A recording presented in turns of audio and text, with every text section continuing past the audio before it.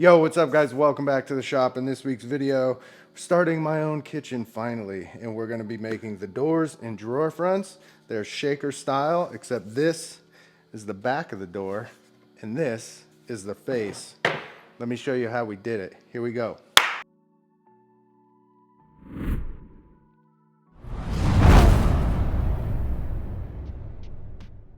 All right, so for my own kitchen, I'm doing quarter sawn white oak. I love quarter sawn white oak. Still working through stain colors and stuff that my wife is gonna pick out. But I wanted to do something different. Now, I've seen this before. I actually built a piece of furniture a couple of years ago with end panels like this. And I got the idea from seeing stuff on Instagram and stuff like that. So anyways, it's kind of cool. I don't really know what you would call it, a reverse shaker or something. I guess it's really just like a raised panel. But this is how I would typically build a regular shaker door, and this would be the back, and this would be the face. But I want this to be the face because I think it looks really cool. It's all flush and flat, nice even reveals around here. I need to adjust this a little bit. I haven't pinned it in yet. This panel will get pinned in the back, but I think it looks really cool. They're solid wood panels, 3-inch wide stiles and rails, and they're gonna be inset, of course. So let's get into it. I'll show you how we made these. All right, so right here we got a bunch of quarter sawn white oak. What's kind of crazy is quarter sawn right now is cheaper than flat sawn. At least in my lumberyard it is, because nobody's buying quarter sawn. It's the rift and the flat sawn that are pretty popular right now. But I love quarter sawn white oak. So that is what we're building the cabinets out of. So I'm gonna start with just milling down material and getting panels glued up. And then we'll move into the stiles and rails and stuff. But this is gonna be really cool. There's not a lot. The kitchen is really small. You guys have seen the space if you have seen the video with my house. So there's a total of 14 doors and drawer fronts. So not a lot, but we're gonna have another section of cabinets that's kind of just right off the kitchen. That's gonna be a big built-in, and that's gonna give us a lot of extra storage as well. So we gotta work with what we got. So yeah, like I said, I'm gonna start breaking this down, picking out nice pieces for the panels, and we'll go from there. Okay, so I have started messing around with mosaic, and so this is the space, and we are gonna start with, so here's the kitchen right here, small island, this is gonna be a blind corner cabinet. But this was like my first thing I've drawn with mosaic, so it's not perfect. There's still a lot of things I don't know how to do. I just thought this would be a good opportunity for me to get my feet wet with my own stuff. So this over here was that other built-in cabinet I was talking about. So this is gonna be a long run of cabinets with uppers and everything that's gonna give us a lot of extra storage. But for today, for right now, we're just focusing on the kitchen area just because we really need cabinets. So I wanna get this whole thing knocked out so we can get countertops templated and everything like that. And then I'll move on to this. This is gonna have a wood top and be a little bit different. But yeah, that's where we're starting with this section. So let's get some doors and drawer fronts going. And here we go. Just gonna start picking through the pile. I take a lot of the wider boards out and kind of set them off to the side. I'm saving those for finished end panels and maybe some furniture pieces for the house. We're gonna end up doing a lot of quarter sawn white oak stuff, I think, because it's awesome and I really like it. And this was literally all that the lumberyard had. We took the rest of it, so they're gonna be bringing some more in. But yeah, it's nice stuff for sure. But anyways, it's good to be back. We took a little end of the summer vacation to Hawaii. It was kind of a last minute deal, and it was awesome. It was, if you've never been to Hawaii, we were in Kauai. You should go because it's incredible. All right, so I started cutting up material for the panels. Rowdy, being the nice guy that he is, came in to help out. So I was chopping up panels and he was milling them. So all we had was 4/4, and so there's really not that many panels. So we're just gonna mill this stuff down to 1/2 inch. Yes, it would have been nice if we got some thicker material, but we got what we could. And because if we got thicker material, then we could resaw it and still get the 1/2 inch thick panel. But with the 4/4, not really able to do that and have a 1/2 inch panel. We need a 1/2 inch panel for these to be flush on the face. So did some milling, a lot of milling, and here you can see them. They're looking really nice.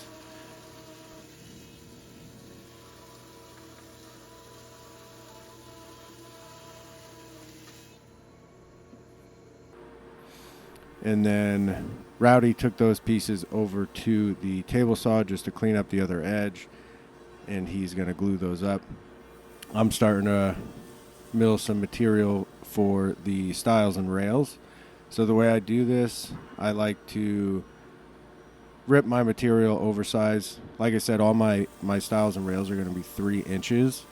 And so I'll rip a bunch of material at like 3.5 or 3 3/8, and then I'm going to mill it down again. I'm going to chop everything up.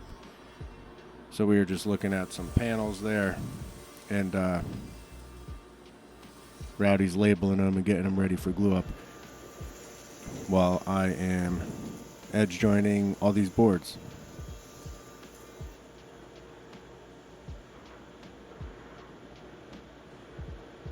And so yeah, there's Rowdy ripping those down. So my whole thing with this is I'm using like each door panel is cut from the same board, so they're not book matched. But with quarter sawn, the grain is really straight, and you get all that crazy rays and stuff in it. So like you can't even see the glue line, even if they were book matched. A lot of times with quarter sawn, when you split it in half and open it up, they don't always look the same. So it's not even really noticeable. But I did make sure, like I said, I cut every door drawer front panel is out of the same board. So it's very consistent looking. And then I did the same with the doors for like all my parts for each door. All the stiles and rails will be out of the same board as well, so that everything looks kind of consistent. We are staining this, and the oak takes stain really well and evenly, so any different colored pieces are all going to kind of match in the end anyways. But yeah, rip everything down, oversized. Rowdy's over there getting these glued up. A lot of these are drawer fronts. We're doing a lot of drawers. We're actually not doing any uppers because there's not really a lot of space for them. We have the window over the sink, and then above the range we're going to do like a sick hood, and that whole wall is going to be tiled. So we'll probably do a couple small floating shelves there. But yeah, so most of these are drawer fronts, and the panels are not really that tall. So we're able to get, out of some of these glue ups, we're getting like 6 pieces. All right, so now back to me. I am chopping up all my stiles and rails. Now I'm cutting them oversized. You can see I've got everything labeled, and my rails, like 9 through 11 there, that long piece, I'm going to mill that piece up, get it nice and flat, and then I'll cut my rails down to finish size out of that piece. I'll get like 3 out of each piece, because you don't want to be taking like a 10-inch piece, really. I mean, you could, but you don't.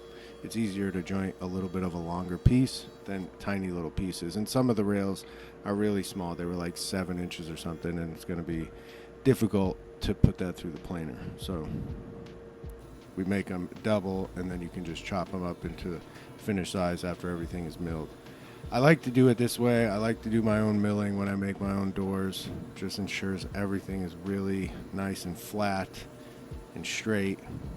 You know, when you get pre-milled boards and start chopping them up, yeah, you can pick through the pile and get straight flat pieces, and I'm sure that will work fine. I just like doing it like this. Probably takes a little longer because you're ripping everything, then chopping it up, and then milling every single piece. But in my opinion, I think it makes everything come together in the end really good, and the door is perfectly flat. All right, so then we can cut the rails to their finished size before we take them over to the shaper. And the styles, my styles, I leave them long, and because I glue up my doors oversized and cut them down after. So my styles and rails right here are like 3 1/4, and they're gonna finish at 3 inches. And in the next video, when we do the face frames, then we'll cut down the doors to their finished size to fit inside the frame. But everything should work out, and you know, if your math is correct, I've been making doors for quite a long time, so I'm confident in my math. I do make a lot of mistakes, but I get asked a lot about if you glue up your doors oversized, how do you make sure that your stiles and rails end up being the finished size that you want them to be? And we'll get in that, like I said, in the next video when we actually cut them to their finished size to fit in the face frame. Here I'm just running those panels that Rowdy glued up through the sander. Get everything nice and flat. And then I'm over on the shaper coping my rails. So I have that little dust collector that's back there running, and I use that for this little shaper. And it took me, I did probably 3/4 of the rails before I realized that the hose was not hooked up to the dust collector, and that's why you're seeing dust fly everywhere. But I've got just a really simple sled. I've been using that sled for years, and I have that backer piece that I can, if you see it's just screwed in there, I can just swap that out if I'm doing a different profile or something. I have, and then here's Rowdy cutting down the panels. I have from Dino, my man, a really nice pneumatic coping sled that I need to get set up because the thing is sick. All right, so now that the panels were all sanded and everything, Rowdy could cut them down to their finished size. All right, so rails are done. Back over to the other shaper, and then we'll run the stiles.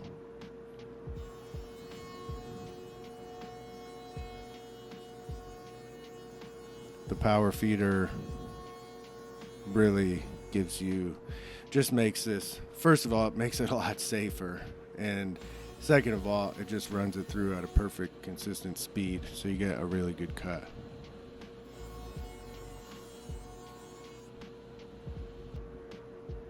Checking our fit, and we're looking good. And then the smaller rails, we just cut the groove on the table saw just because it's kind of sketchy to be running short pieces like that with the power feeder on the shaper. Next step, taking those finished panels, and we're putting a little saw kerf in them. And what this is going to do is help us when we run the rabbet on the edge of these parts to fit in the groove. We're going to run them on the shaper, but this is going to help prevent tear out, especially on that end grain. So here's the setup for the shaper. You see I've got that sacrificial fence on there. What's really important is how the cutter is sticking up 1/4 inch, and you have that little piece below for your material to ride on, because we have some narrow panels and you don't want them tipping in to where the cutter is. So this is just a test piece of plywood, just to make sure I've got everything set up right. Check the fit on my stiles, and then we can run the panels.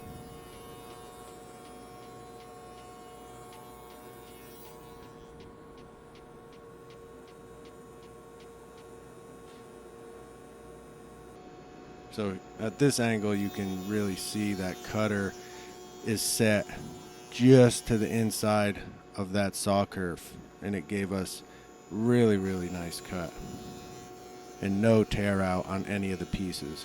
Remember, this is going to be the face of our door, so we really want that nice and crisp.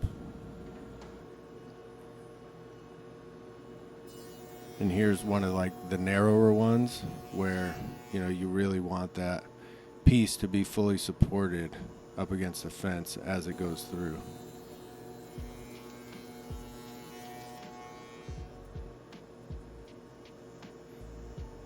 And these panels turned out really nice. And so before glue up, we only need to sand the back of these, because after we glue up the doors, we're going to put them through the sander, and the face of the panels is going to get sanded again through the drum sander. But the back won't be, so we want to get that sanded before we glue them up.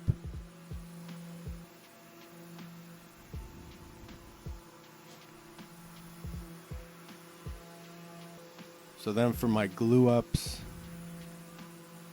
this is how I do them. The stiles are long,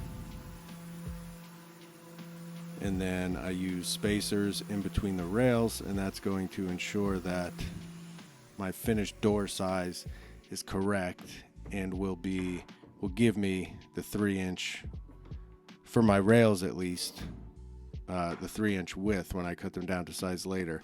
Now the length of my rails is going to dictate the finished width of the door, which when I go to cut down later will ensure that my stiles are 3 inches wide.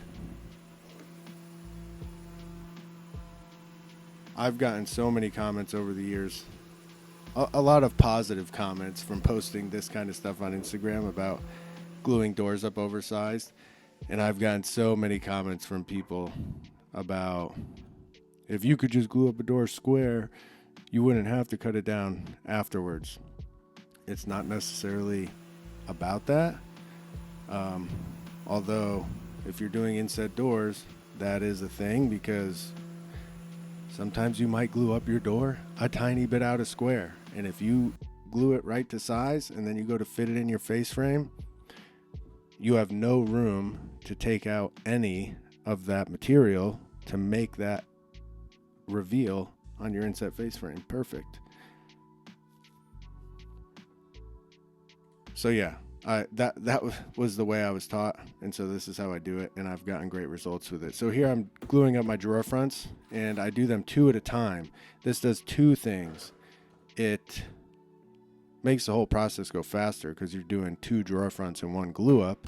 It also, these drawer fronts go on top of each other just like they are. So when I cut them down after, my stiles and everything will line up and be grain matched, and they'll look nice.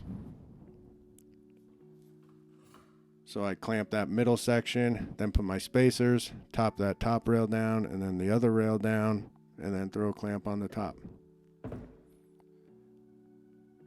And then I am flipping them over and just getting the panel centered. The panel is floating. The panel is not glued in. After we sand these and everything, I can get the panel perfectly centered, and I will pin nail in the back, in the middle of the panel. This will still allow a little bit of expansion and contraction, and the panel is locked in. Run these through the sander, and then they're pretty much done.